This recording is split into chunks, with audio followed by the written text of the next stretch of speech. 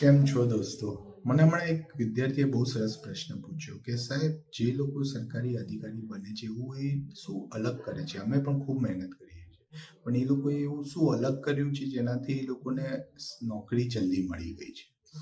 તો આખી વસ્તુ હું એક જ શબ્દમાં કહું ને તો નિયમિતતા છે.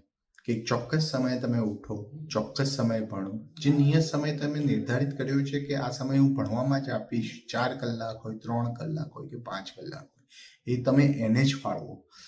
મિત્રોને મળવું, સોશિયલ મીડિયા ઉપર રહેવું, એનો એક નિયમિત સમય રાખો.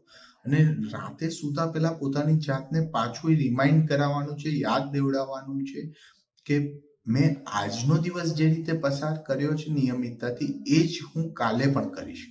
આનાથી ફાયદો એ થશે કે થોડા સમયની અંદર તમે એ રૂટીનમાં આવી જશો અને એ રૂટીનના કારણે તમારા માટે ભણવું બહુ ઇઝી થઈ જશે.